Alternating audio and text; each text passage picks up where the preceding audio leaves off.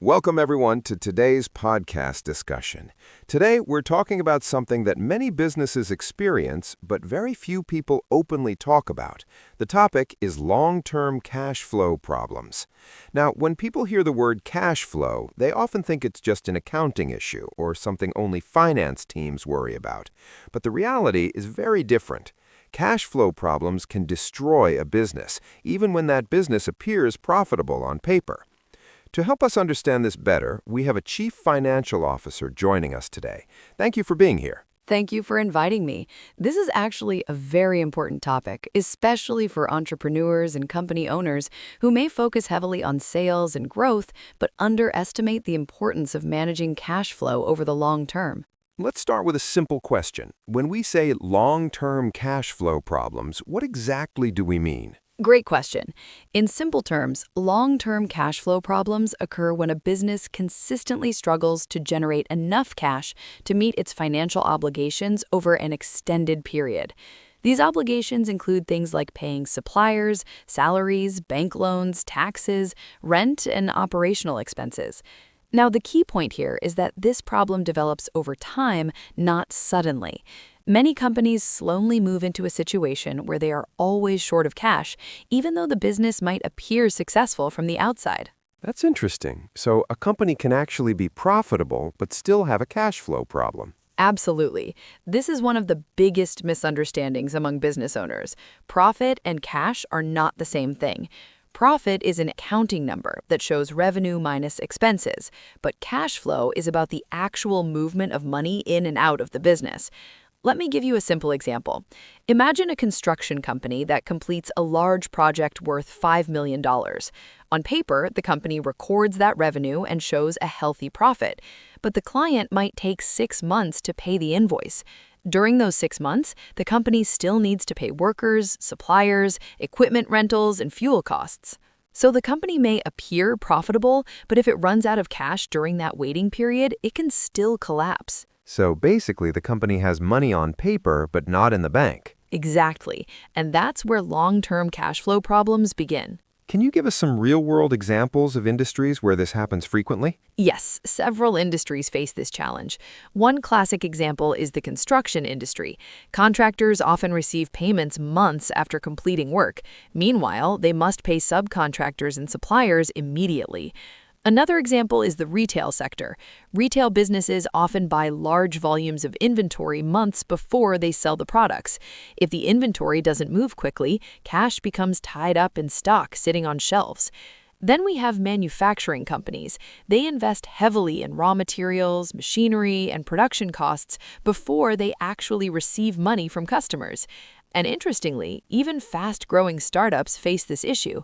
Rapid growth can actually increase cash flow pressure because the company needs more working capital to support higher sales volumes. That's interesting because many people assume growth automatically solves financial problems. In reality, uncontrolled growth can actually make cash flow problems worse. Could you explain that a little more? Sure.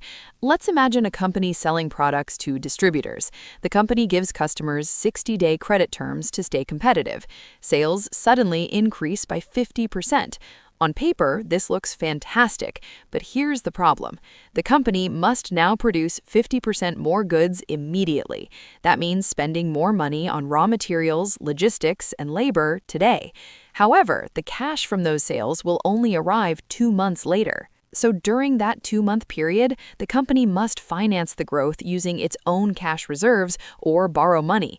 If the company doesn't manage this properly, growth can actually push the business into a liquidity crisis. So growth without proper financial planning can be dangerous. Exactly. Let's talk about some root causes of long-term cash flow problems. What are the most common reasons businesses end up in this situation? There are several common causes. The first one is poor working capital management. Working capital refers to the difference between current assets and current liabilities. In simple terms, it's how efficiently a company manages receivables, inventory, and payables.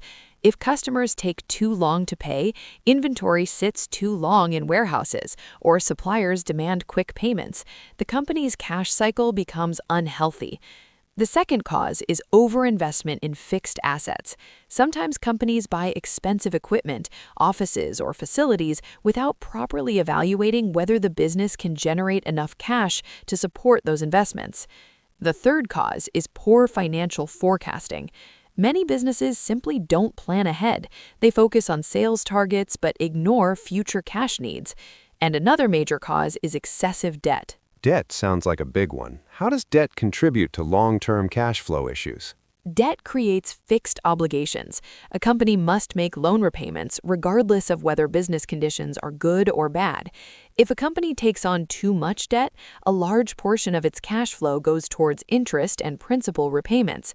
This reduces financial flexibility and increases the risk of cash shortages. So, if we summarize the main causes, we have poor working capital management, overinvestment, lack of planning, and excessive borrowing. Exactly. Now let's move towards solutions. Suppose a company realizes it has a long-term cash flow problem. What are some practical strategies it can use to fix the situation? One of the most powerful solutions is improving the cash conversion cycle. That sounds like a technical finance term. Can you explain it in simple language? Of course, the cash conversion cycle measures how quickly a company converts its investments in inventory and operations into cash from customers.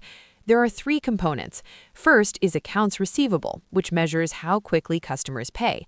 Second is inventory turnover, which measures how quickly products are sold. Third is accounts payable, which measures how long the company takes to pay suppliers.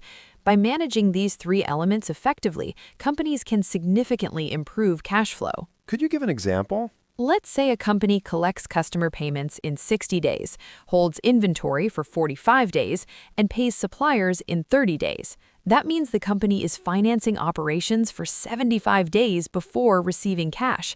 But if the company improves collections to 30 days and negotiates supplier payments to 45 days, the situation changes dramatically. Suddenly, the company has positive cash flow earlier. So basically, the company has money on paper, but not in the bank. Exactly. And that's where long-term cash flow problems begin. Can you give us some real-world examples of industries where this happens frequently? Yes, several industries face this challenge.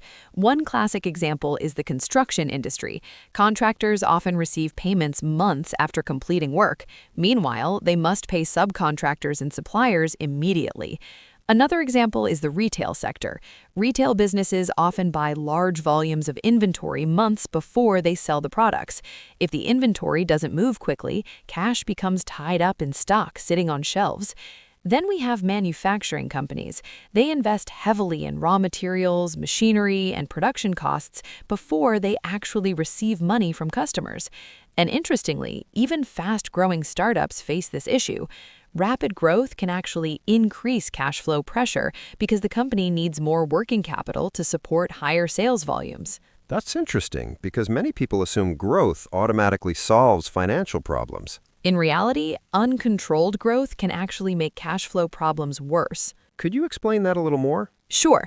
Let's imagine a company selling products to distributors. The company gives customers 60-day credit terms to stay competitive.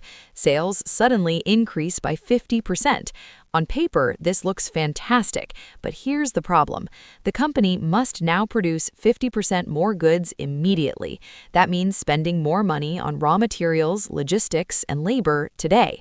However, the cash from those sales will only arrive 2 months later. So during that 2-month period, the company must finance the growth using its own cash reserves or borrow money.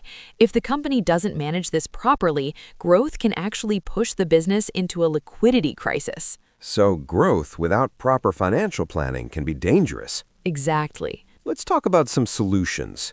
For example, short-term bank loans or credit lines. Bank credit lines are very useful tools for managing temporary cash gaps. The advantage is flexibility. Companies can borrow when needed and repay when cash arrives. The downside is interest cost and dependency on external financing. What about something like invoice factoring? Factoring is when a company sells its invoices to a financial institution in exchange for immediate cash. The advantage is instant liquidity, but the cost can be relatively high, and some customers may perceive it as a sign of financial weakness. Interesting.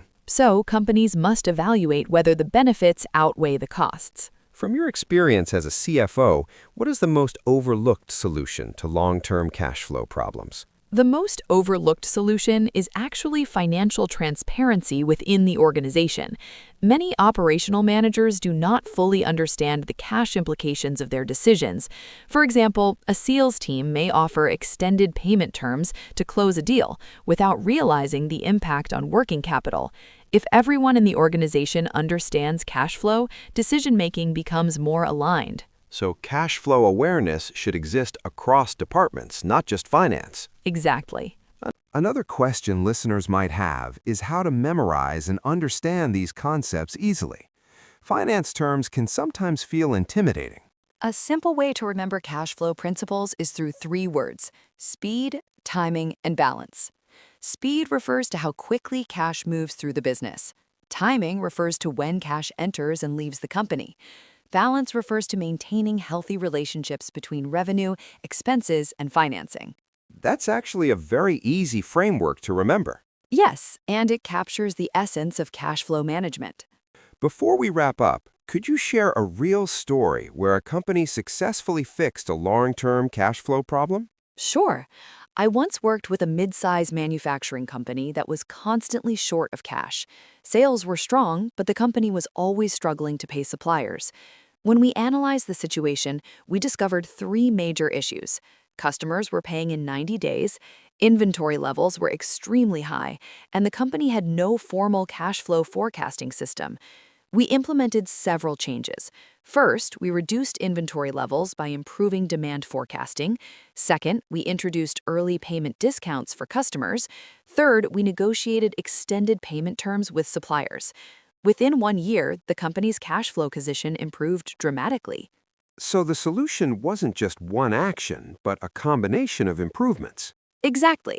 Cash flow problems usually require multiple coordinated solutions. That's a great insight. And one final message for business owners: never assume profitability means financial safety.